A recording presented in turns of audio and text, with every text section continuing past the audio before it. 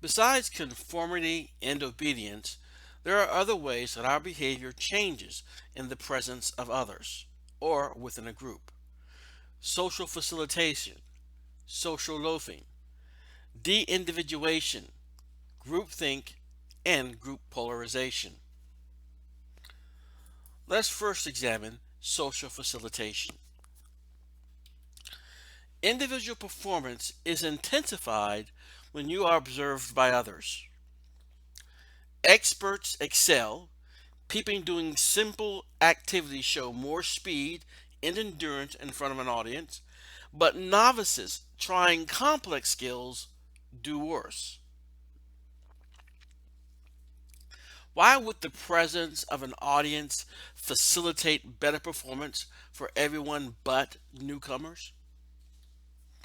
Being watched and simply being in crowded conditions increases one's autonomic arousal, along with increasing motivation for those who are confident and anxiety for those who are not so confident. So, those individuals who are performing a task they know pretty well already, the presence of others motivates them, increasing their energy level so they can perform better. Those individuals who do not know the task that well already, they have more anxiety, thus decreasing their performance, facilitating their behavior downward. Whereas those who know the task well, who are already confident in the task, the presence of others facilitate their behavior upwards. Social loafing. Ever had a group project with a group grade and had someone in the group slack off? If so, you have experienced social loafing, the tendency of people in a group to show less effort when not held individually accountable. So, as we see here in this little cartoon graph, who will know if I'm not pulling as hard as I can?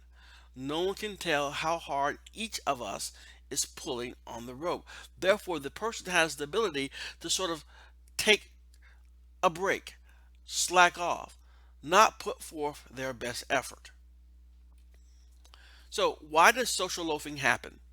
When your contribution isn't rewarded or punished, you might not care what people think. Or, people may not feel their contributions are needed, that the group will be just fine. Or, people may feel free to cheat when they get an equal share of the rewards anyway. You should also note that people in collectivist cultures don't slack off as much in groups even when they could. They have a great deal more obligation toward the group, much more reliance on the interconnectivity and interdependence of them with the group as compared to those individuals who are part of individualistic types of cultures. De-individuation, a loss of self-awareness and self-restraint. This results when people get together for large groups of celebratory behavior that can then turn into riots. It happens at concerts, at celebration for a championship for a college team. It happens when people are in a group situation involving one, anonymity, which occurs when there's a large group of people around and you feel less and less like yourself. You become almost anonymous to yourself. And two, there's a sense of arousal energy around. So these things combined can cause a situation where people become de-individualized.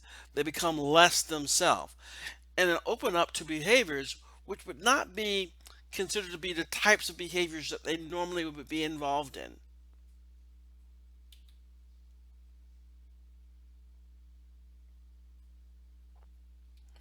Then we have group polarization. When people of similar views form a group together, discussion within the group makes their views more extreme. Thus, different groups become more different, more polarized in their views. So, what we have here, people in these groups may have only encountered ideas reinforcing their views they already held. So, before a discussion, we rate people on their level of prejudice. Then we categorize them and group them to high prejudice group and low prejudice group. Then they have discussion among like-minded individuals. Then we rate or survey their prejudice levels again. And what you see, the high prejudice group, those individuals became even higher in their level of prejudice. The low prejudice group became even lower after discussion in their level of prejudice. So what has happened, they have become polarized. They've intensified their already held tendencies and have become more of whatever they were. More prejudice if they were talking in a high prejudice group, or less prejudice if they were talking in a low prejudice group. So, liberal blogs in blue and conservative blogs in red link mostly together, like-minded blogs, generating this portrait of a polarized blogosphere. The notion is when you go to social media, to the internet, and you visit the sites that are already promoting your ideas you already hold, when you discuss with those individuals that share your ideas already, you tend to become more extreme. Therefore, liberals become more liberal and conservatives become more conservative. Then there's groupthink. In pursuit of social harmony and the avoidance of open disagreement, groups will make decisions without an open exchange of ideas. The idea here is that when we have groupthink, it prevents thinking, it prevents a realistic assessment of options. Groupthink occurs when you have a tight-knit group together, and what becomes most important for that group is social harmony. Therefore, what occurs is a mentality to which they do not really give their ideas that pop up tough consideration and review. Therefore, they can come up with proposals that are very dangerous when it comes to decision making. Ideas that, with clearer minds, they would never have come up with. In essence, this pursuit of social harmony overrides a realistic appraisal of the decision making alternatives. So they can come up with things which are more risky or maybe even illegal when it comes to certain political situations. So the idea of groupthink can be a very dangerous thing with a tight knit group of individuals.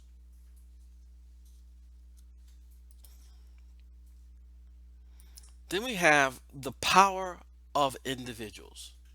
Despite all of these forces of social influence, individuals still have power. Some people resist obeying and conforming.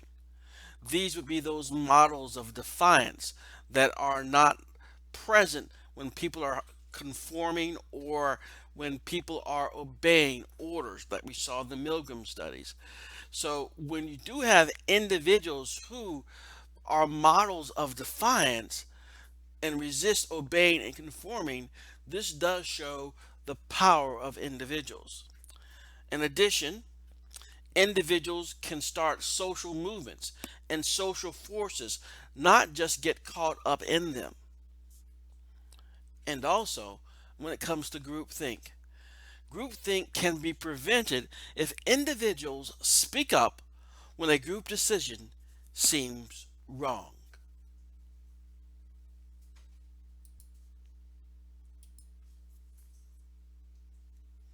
Now let's examine social relations or antisocial relations, how antisocial behavior happens. We have prejudice, prevalence of prejudice, automatic prejudice, social influence such as social inequalities, in-group bias, emotions in prejudice such as scapegoat theory, and cognitive roots of prejudice forming categories, memories, and the just world fallacy. And then aggression, biological influences, psychological and social cultural factors, frustration aggression models, reinforcement, family modeling, media models, and social scripts.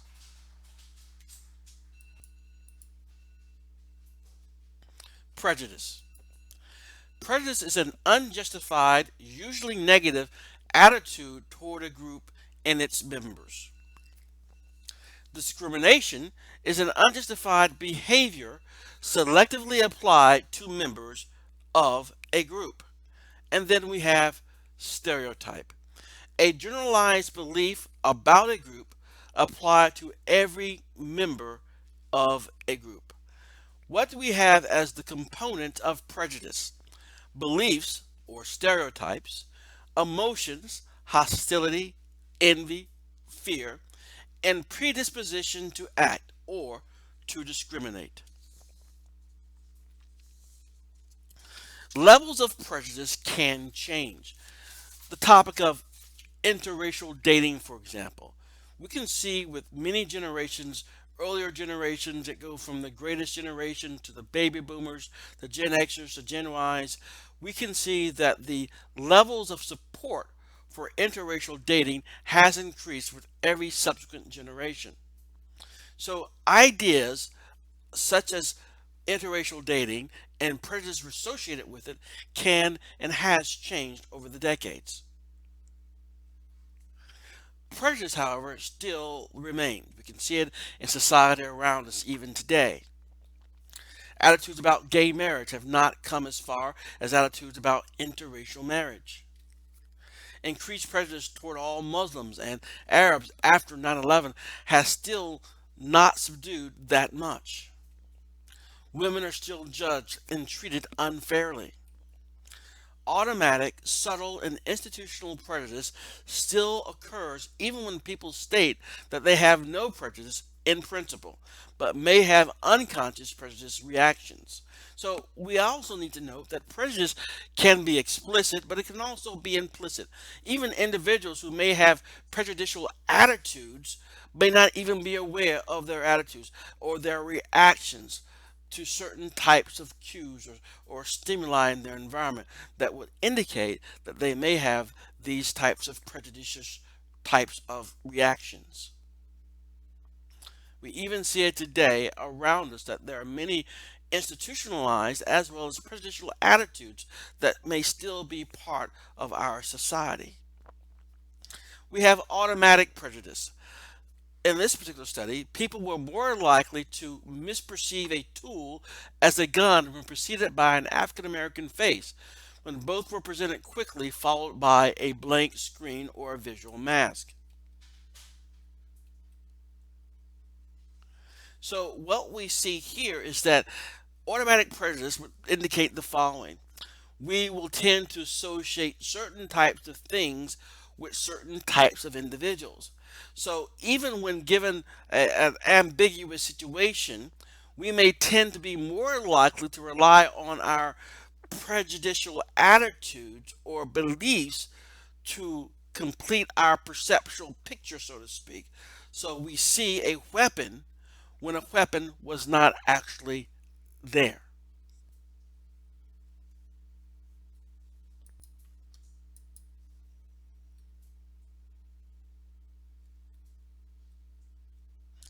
Prejudice based on gender. People may prefer a feminine face, but this preference does not counteract gender prejudice. Preference for male babies, even abortion or infanticide of females, does occur. Blaming women for adultery. Seeing assertiveness of ambitions or ambition as attractive in men but abrasive in women. So, what are some of the roots to this prejudice, this prejudgment of individuals based on their belonging to a particular identifiable group? So, we have social inequality.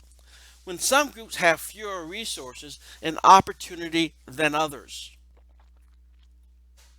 it may result from prejudice, but can also make it worse. It breeds contempt for the people better off, disrespect for people less well off. It may be used to justify people as deserving their current position. Those doing well must have done something right, so those suffering must have done something wrong. Then we have the us versus them, or the in group and out groups. Even if people are randomly assigned to groups, part of our natural drive to belong to a group leads to what we refer to as in group bias, favoring one's own group, misjudging other groups, and quickly categorizing strangers with me or against me. The idea here is this: we could form a group on any type of arbitrary factor. And then we establish, by just forming that group on this arbitrary factor, then we establish an in group bias. We'll like the group that we've been assigned to, okay, basis compared to the group that we have not been assigned to. We'll show more favor to the people who belong to our group, even though this groupness that we have established is based on something trivial or arbitrary. We are sort of pre-programmed, it seems, in a sense, to have this in-group, out-group, us versus them type of mentality. This is one of the roots to numerous prejudicial types of attitudes. Then there is the scapegoat theory, emotional roots of prejudice. Scapegoat theory: the observation that when bad things happen, prejudice offers an outlet for anger by finding someone to blame. So, for example, if there are bad economic times, that there is a recession, people are losing their jobs, then people may want to find some reason, some focal point for their anger. The individuals who look most different from themselves, or can be easily identified as different from themselves, they're the ones who are going to be more easily sought off to be blamed. In fact, the research, archival research, has indicated that in the South, during times of great economic hardship, the number of lynchings of African American males would go up during these hard economic times. The idea behind this would be that they would be used, African American males would be used as a scapegoat to sort of help focus their anger, and they would be then the individuals being blamed for the hard times that people may be experiencing. So experiments show a link. Prejudice increases during temporary frustration and decreases when experiencing loving support. There's also a link to fear. Prejudice seems absent in people with inactive fear responses in the amygdala. So the idea here is that they do not have a properly natural type of fear response because of issues with the amygdala. There seems to be less prejudicious attitudes as well.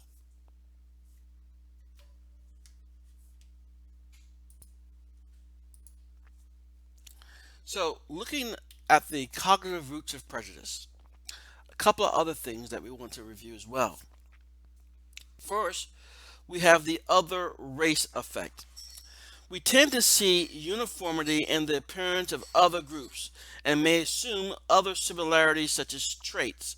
So the idea here is that people who don't belong to our particular group, we tend to see people who are in groups other than ourselves, our particular group, we see them more the same, okay? That they seem to be more identical, more similar to each other. Then there's the power of vivid cases. The availability heuristic ignores statistics. If we have certain tendencies and certain beliefs already, and when we look back at our memories, we're going to be more likely to look at those memories which are already aligned with our current held beliefs. That these more vivid cases are more available to us. Therefore, we can ignore all the times we have not seen some individual who does not fit our stereotypical type of belief. But we do remember those times when someone did fit our stereotypical beliefs. There's a more vivid case for us there. And then we have the just world belief. People must deserve what they get. fed by our hindsight bias and cognitive dissonance. So if someone is doing well off, then maybe they did the right things in their life. If someone is having really tough times, maybe they did not do the right things in their life. Maybe they did the bad things in their life, and that's why they have the situation they have now. That is the just world belief. So deep diving this just world belief a little bit more here. The notion is this: belief that the world is just, that people get what they put into the world. The just world fallacy, believing that justice generally happens, that people get the benefits and punishments that they deserve. The implication is if people are rich, privileged, they must have earned it. So, if people are poor, outcasts, they must not deserve any better. Believing that justice happens leads to blaming the victim.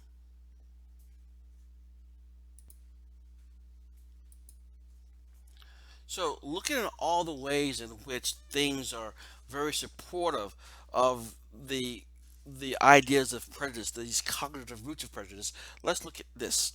Thinking habits reinforce prejudice, how it is that you think and the habits that you get into. The availability heuristic. Stereotypes are built on vivid cases rather than statistics. These make you have more access to the stereotypical examples that tend to support those particular types of stereotypes. Confirmation bias. We are not likely to look for counterexamples to our stereotypes. Hindsight bias. They should have known better. Blames the victims for their misfortunes. And cognitive dissonance. My culture and family treats minorities this way. Can we be wrong? So the idea is that these types of thoughts, these habits that we have, these things that are reinforcing our prejudice are part of our makeup.